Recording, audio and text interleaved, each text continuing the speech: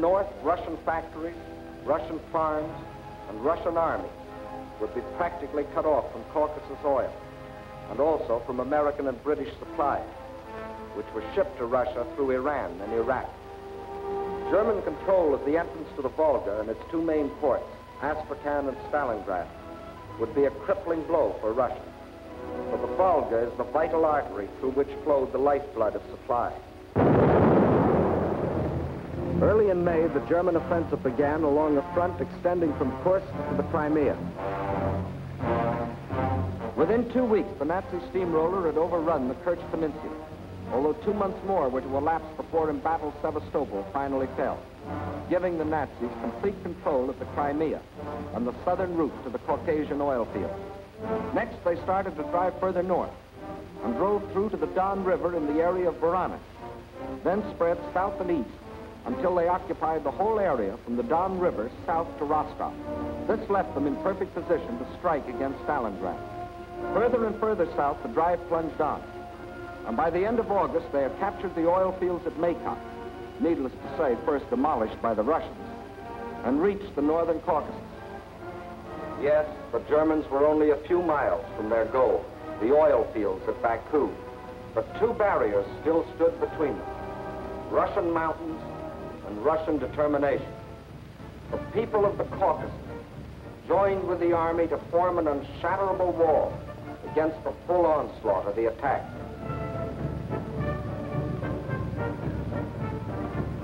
Further north, the Nazi pincers were within 15 miles of Stalingrad. This city had become the focal point of the whole campaign.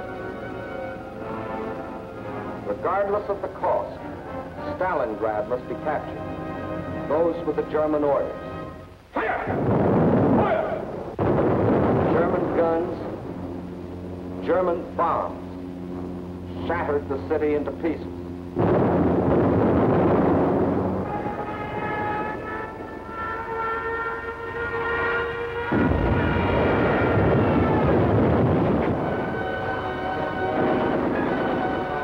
By September 20th, the Germans, after 30 days of grueling and ceaseless fighting, battled their way into the city's outskirts.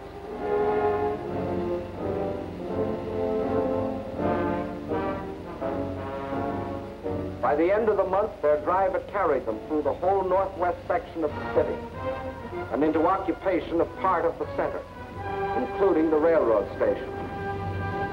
On the last day of September, Hitler announced that the fall of the city was only a matter of a few days. Once more, the world was afraid a Russian campaign was lost. But once more, the Germans were to stand on the very threshold of victory and still fail.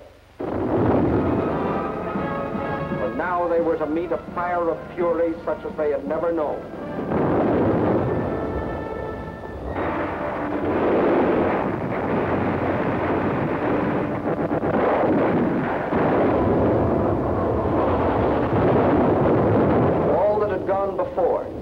Battles waged in the streets of Kiev, Rostov, Odessa, Sevastopol.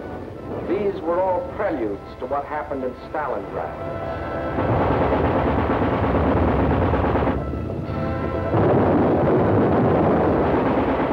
Every inch of the city was a strategic point to be defended as such.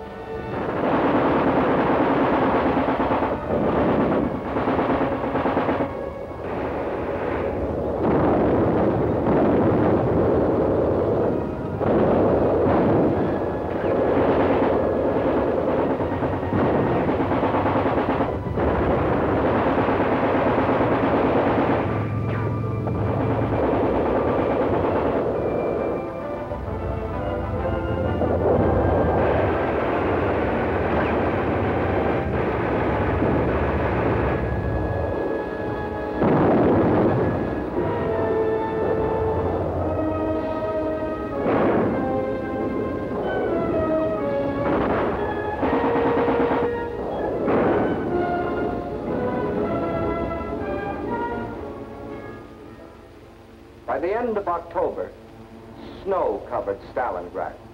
From the air, the Germans tried to force the surrender of the Russian-held part of the city.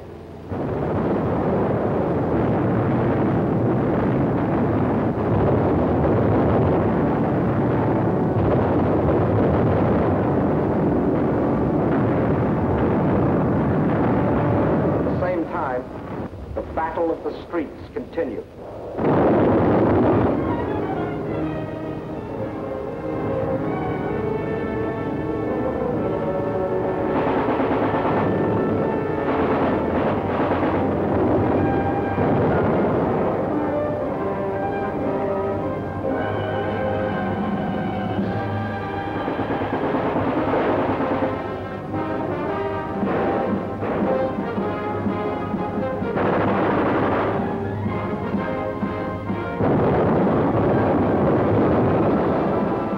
November dawned, the Russians were no longer defending their city inch by inch.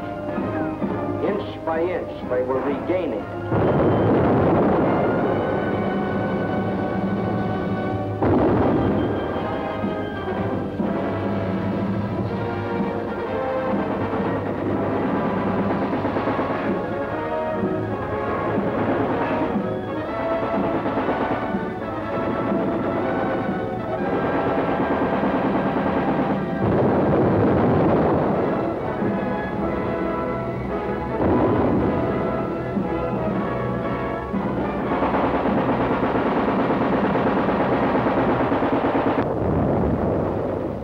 Now, as the whole world spoke in admiration of the city of steel, the ticker tape brought us breathtaking news. American and British troops had landed in and occupied North Africa. Further east, the British Eighth Army was driving westward, pursuing the vaunted Africa Corps. And in the northeast, the Red Army had launched its smashing counteroffensive. The Germans were learning the real meaning of the word combined operations. As though a spring had been released, the Russians attacked along the entire front. In the far north, the Germans felt the first impacts. The Russians recaptured Schlüsselburg, breaking the Axis ring around Leningrad. Soon after, another offensive lashed out further south, bypassing the Germans' defense position of Rzhev and plunging down to Veliki Luki.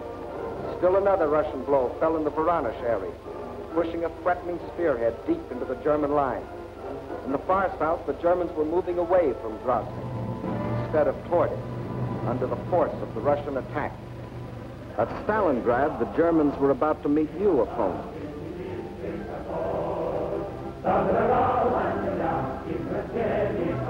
Fresh reserves were arriving from far Siberia. They had been stationed there in case of trouble with the Japanese. Now these troops had been transported to relieve the embattled defenders at Stalingrad.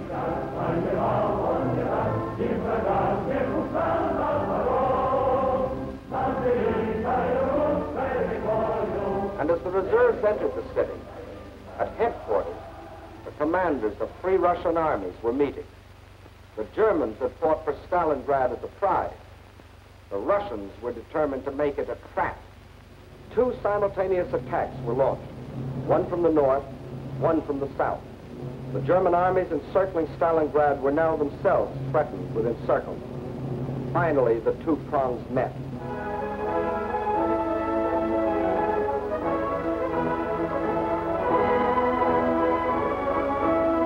These battle-hardened soldiers of the Northern Army and soldiers of the Southern were emotional as children as they greeted each other.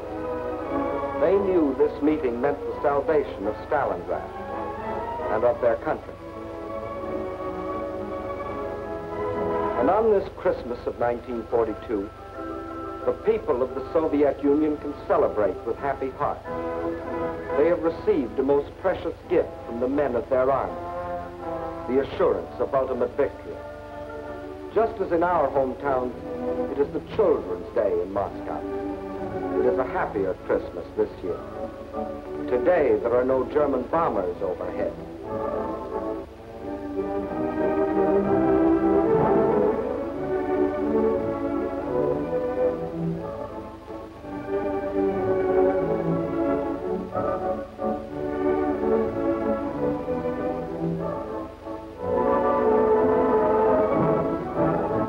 In other years, the Russians, like ourselves, celebrated on New Year's Eve, but not now. The factories are just as busy.